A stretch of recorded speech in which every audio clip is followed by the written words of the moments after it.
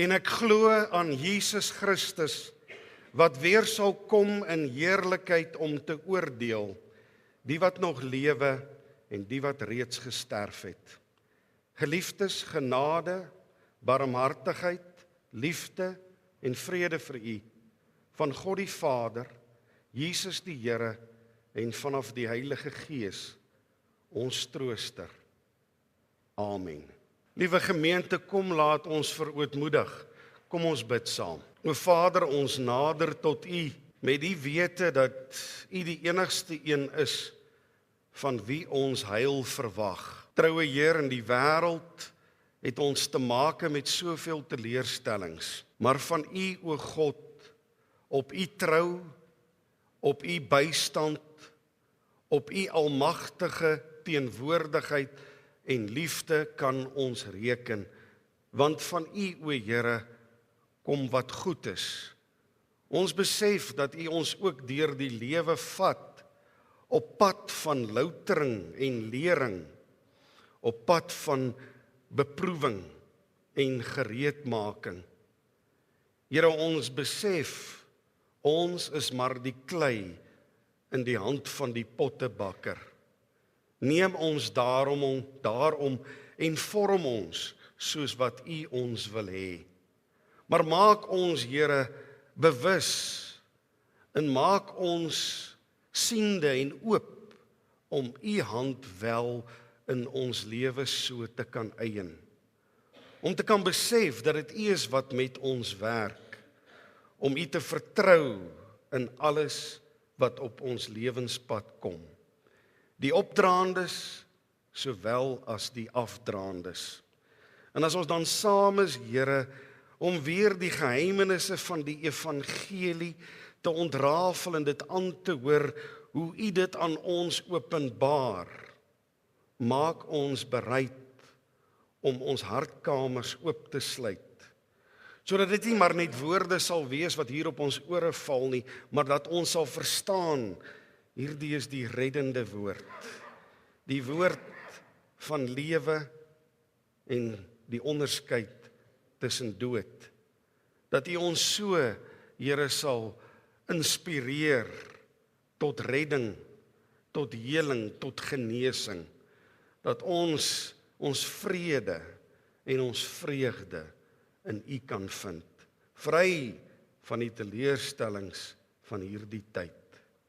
Kom dan nou na ons toe, Here, sprekend deur u woord. So bid ons dit nooit uit verdienste nie, maar enkel en alleen uit genade. Amen. Wanneer laas het jy jou olie nagegaan? Dis nogal belangrik dat 'n mens jou olie gereeld nagaan. Veral as jy op die lang pad jou bevind. Liewe broers en susters, ons skriflesing vanuit die evangelie van Matteus. Matteus hoofstuk 25. Ons lees vers 1 tot en met 13, die profetiese rede, die gelykenis van die 10 meisies. So die opskrif hierbo, Matteus hoofstuk 25 vers 1 tot 13, die profetiese rede, die gelykenis van die 10 meisies. God se woord. Dan sal dit met die koninkryk van die hemel gaan, soos met 10 meisies wat hulle lampe gevat het, om die bruidegom te gaan inwag. 5 van hulle was onverstandig en 5 verstandig. Die onverstandiges het hulle lampe gevat, maar nie ekstra olie met hulle saamgevat nie. Terwyl die verstandiges saam met hulle lampe ook nog olie-inhouers gevat het. Toe die bruidegom lank wegbly, het hulle almal vaak geword en aan die slaap geraak.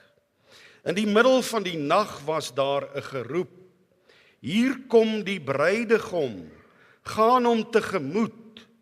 Toe staan al die meisies op en maak hulle lampe reg. Die onverstandiges sê toe vir die verstandiges: gee vir ons van julle olie, want ons lampe gaan dood. Maar die verstandiges antwoord, nee, daar is nie genoeg vir ons en vir julle nie. Gaan liewer winkel toe en koop vir julle olie. Terwyl die onverstandiges olie gaan koop het die bruidegom gekom. Die wat gereed was, het saam met hom ingegaan na die bruilof toe en die deur is gesluit. Later kom die ander meisies ook daaraan en roep, meneer, meneer, maak vir ons oop. Maar die bruidegom antwoord, ek sê vir julle, ek ken julle nie. Waak dan, omdat julle nie weet op watter dag en uur dit sal gebeur nie. Hier eindig ons skriflesing. Wie 'n kind van die Here is, luister na sy woord en gaan leef dit ook daar buite. Die gelykenis word deur Jesus aan die mense vertel. En op baie ander plekke, soos in al die ander gelykenisse, byna gebruik Jesus 'n geuite vorm. Met ander woorde, ons wil sê 'n default, dis hoe hy op sy gewone manier is. So is dit met die koninkryk van die hemel. So sal dit wees wanneer ons met God se goed besig hou. So is dit met die koninkryk van die hemel. Daar is 10 meisies.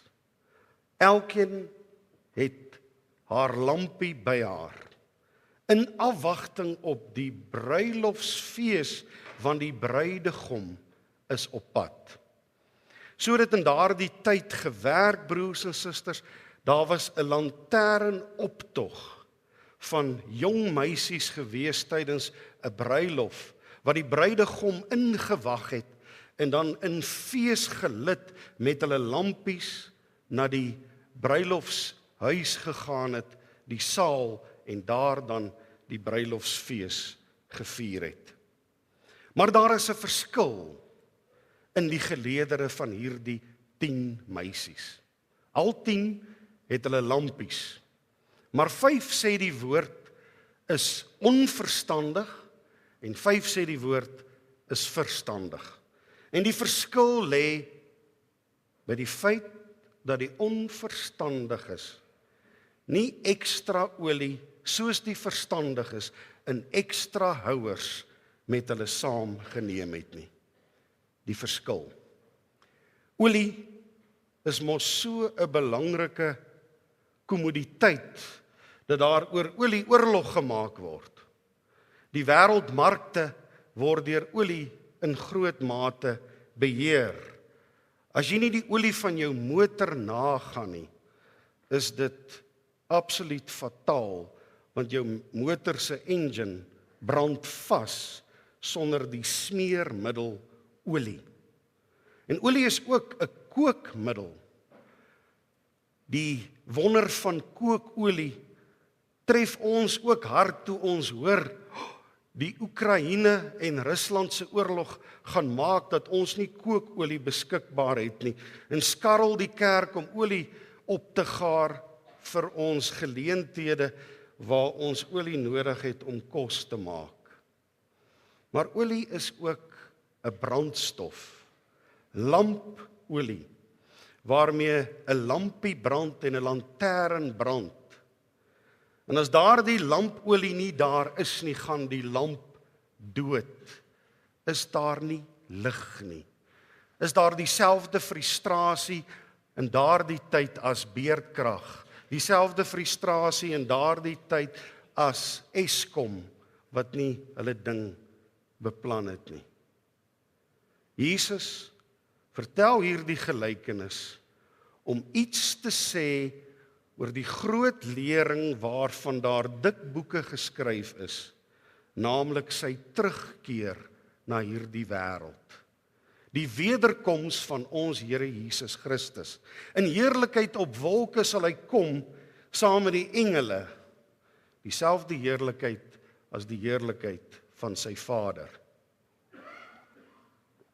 Jesus vertel hierdie gelykenis om vir die mense dinge te leer, aangaande hierdie saak? Wanneer gaan dit gebeur? Groepe het al datums vasgestel en tye op papier gesit vir wanneer dit sal plaasvind. Hoewel die woord sê net die Vader weet. Matteus hoofstuk 24 vers 36. Aangaande hierdie dag en uur weet nie die engele in die hemel van. Nie is die Seun weet daarvan. Net die Vader weet daarvan. Al in die Nuwe Testamentiese tyd, broers en susters, het die kerk in die afwagting geleef. Jesus kom weer. Uiteindelik sal hierdie bedeling verby wees. Hy kom. In die Nuwe Testamentiese tyd was daar baie keer 'n baie nabye verwagting van Jesus se wederkoms. Ons noem dit 'n immanente verwagting, dis baie naby, dis enige tyd. In so 'n mate dat die apostel Paulus aan die gemeente van die Tessalonisense skryf en hulle aanspreek oor die feit dat hulle opgehou werk het en noem hy hulle leegleers. En die agtergrond daarvan is, ja, hulle het opgehou werk want hulle die wederkoms sommer môre of oormôre verwag. En word daar vir hulle gesê, dit werk nie so nie. Jy's op die land totdat Jesus op die wolke verskyn. En so ook oor die eeue heen groepe wat mense oproep om alles wat hulle besit te verkoop. Ja, en gewoonlik die geld dan vir hulle te gee, want die wederkoms is nou, en om dan nou so op te hou werk. Maar Jesus vertel hierdie gelykenis nie oor die spesifieke dag en datum waarmee mense in hulle geskarrel hulle so mee besig hou nie. Hy vertel dit om vir ons te sê wat ons wel aangaande hierdie saak moet weet. En ten eerste is hierdie gelykenis nie gerig op mense daar buite nie. Hierdie gelykenis is gerig op die kerk. Op die 10 meisies, al 10 wat lampies het en wat wag vir die bruidegom. Hierdie gelykenis is nie vir mense wat ver is nie, maar vir mense wat hier kom sit. Al 10 daardie meisies het met hulle lampies gewag in afwagting vir die bruidegom om te kom, om saam met hom in sy optog van lanterns te loop na die bruilofsaal en om dan saam met hom aan die bruilofsfees deel te neem. Tog is 5 onverstandig en 5 verstandig. 50-50. En wat is die verskil? Daai olie. Daai ekstra olie. Die wag raak lank. Die meisies raak moeg. Hulle gaap. Hulle raak slaperig. Al 10 van hulle. Almal. Wat sê dit? Dit sê, liewe kerk, dit kan lank wees. Dit kan lank wees voor die einde kom. Dit kan lank wees voordat die bruidegom terugkeer. Julle kan dalk almal vaak raak en almal aan die slaap raak. Dit laat 'n mens nogal in herinnering terugdink aan daar in Getsemane, waar Jesus bloed sweet voor die kruisiging, in sy stryd waar hy vra, waak en bid. En dan as hy terugkom uit die tuin, in hierdie struweling, met die kruisiging en die verskriklike daarvan, wat hy geweet het wat voor lê, kry hy hulle almal aan die slaap. Die hele spul disippels aan die slaap. Ja, dit kan lank vat, sê ons Here Jesus Christus. En dan vertel hy vir hulle, maar in die middernag kom daar 'n geroep. Hier is die bruidegom, gaan hom tegemoet. Ja, dit kan lank wees en dit kan laat wees. In die middernag, in die middel van die nag. Ja, hy kom soos 'n dief in die nag, sê die woord van die Here. Dit sal wees soos in die dae van Noag. Hulle het nog soos normaal gewerk en geëet en met Noag die spot gedryf. En toe slaan die weerlig uit en die blitse teen die horison. En nog steeds is die krisis vir hierdie 5 onverstandiges. Hulle het nie ekstra olie nie. Hulle het nie genoeg olie nie. Die oproep is hier, hy kom. Hulle skrik wakker en besef, maar ons het nie genoeg nie. En dan vra hulle vir die verstandiges, gee vir ons van julle olie. En die verstandiges sê, nee, ons kan nie, want dis nie genoeg vir ons almal nie.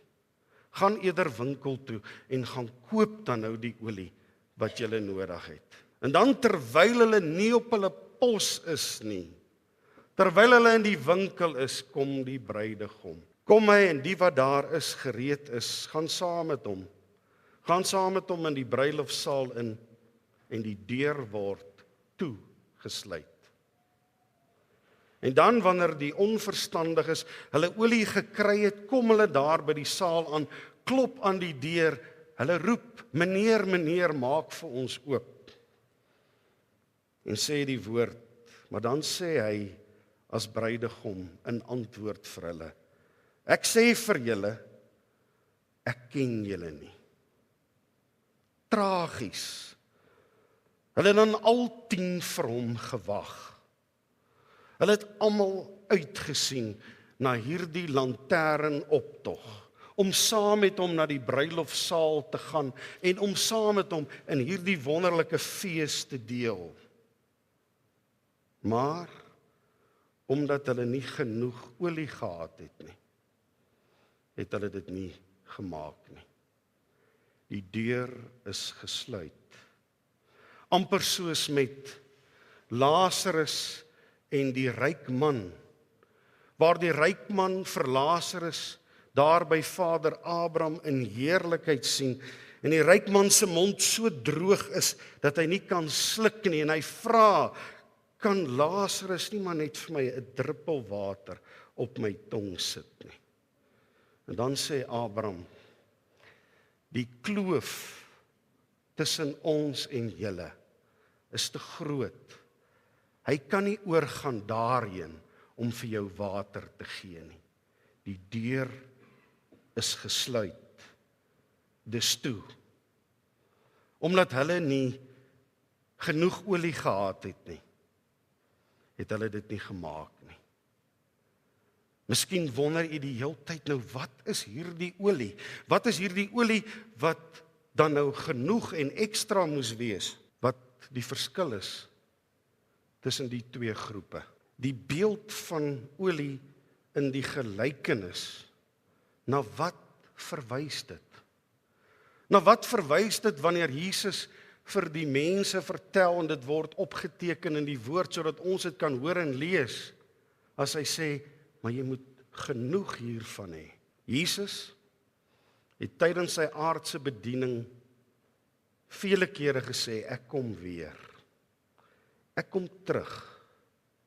Maar in voorbereiding vir sy weggaan, het hy die disippels geleer, sy kerk, het hy die mense geleer, wat hy van hulle verwag.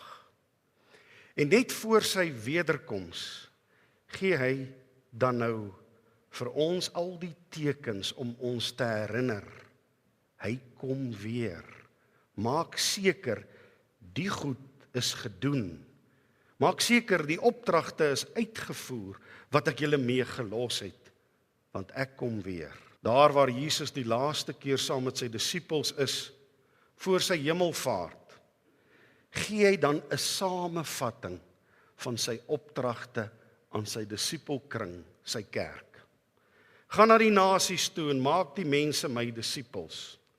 Doop hulle in die naam van die Vader en die Seun en die Heilige Gees en leer hulle om alles te onderhou wat ek julle geleer het. Jesus gee hier die laaste opdrag en die wete is, hy kom weer. Wanneer die kerk die lampdraers, hierdie opdragte uitvoer, is ons, die ligdraers in hierdie wêreld. Die lampdraers wat God se lig in hierdie wêreld duidelik moet laat skyn, om die donker te verjaag met die lig van Jesus Christus. Met dit wat ek en jy doen. En interessant, in die 2 volgende perikope, gedeeltes, na hierdie gedeelte wat ons saam gelees het, is Matteus besig om presies ook so te sê, dis die olie. Hy praat, die eerste perikoop, oor die muntstukke waarmee die mense gelos word, en dan gaan die eienaar weg. Ek los die muntstukke in jou hande, jy het 1, jy het 3, jy het 5, wat maak jy daarmee? Net ook so op baie ander plekke in die Nuwe Testament, die gelykenisse mos van die goeie eienaar, wat die wingerd in die hande van die mense laat. Daar is pragtige wingerde geplant, daar's 'n parskyp, alles is gereed, die eienaar gaan weg, en hy los dit in die hande van die werkers. Maar ek kom terug, sê hy. En dan nou weer die muntstukke, die eerste gedeelte na ons geleese gedeelte. Daardie muntstukke, dit waarmee die Here jou geseën het, kan nie maar net begrawe word nie. Hy soek opbrengs. Hy soek meer wanneer hy kom. En dit word dan finaal beklemtoon in die volgende perikoop, die laaste oordeel, die profetiese rede. Dankie dat julle vir my kos gegee het toe ek honger was, dat julle vir my klere gegee het toe ek koud gekry het. Dankie dat julle vir my gehuisves het toe ek as vreemdeling na julle toe gekom het. Dankie dat julle my besoek het toe ek in die tronk was. En dan sal hulle vra, maar waar het ons dit vir u gedoen? En dan sal hy hulle antwoord, toe julle dit aan die geringstes onder julle gedoen het. Hierdie olie gaan oor die brand, die lig wat moet kom, wat daar in jou en my lewe moet wees, om die lig vir Christus te laat skyn.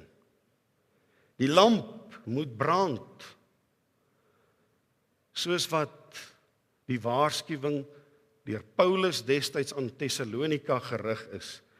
Daar kan nie leegleery wees as dit kom oor die saak van Jesus Christus nie.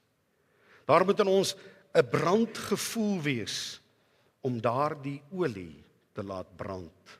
En daar moet genoeg wees om dit aan te hou doen. Al word ek moeg en al raak ek vaak, al raak ek moedeloos en uitgeput. Die olie is dit waarmee ons besig hou in afwagting op die bruidegom om terug te kom aangaande sy koninkryksdinge. Dis hoekom Matteus ook skryf in Matteus 7, vers 21 tot 23. Nie almal wat vir my sê, Here, Here, sal in die koninkryk van die hemel ingaan nie. Maar slegs hulle wat die wil van my Vader gedoen het. Dan staan dit daar verder. En baie sal dan sê, ons het dan in u naam duiwels uitgedryf. Ons het dan in u naam gepreek.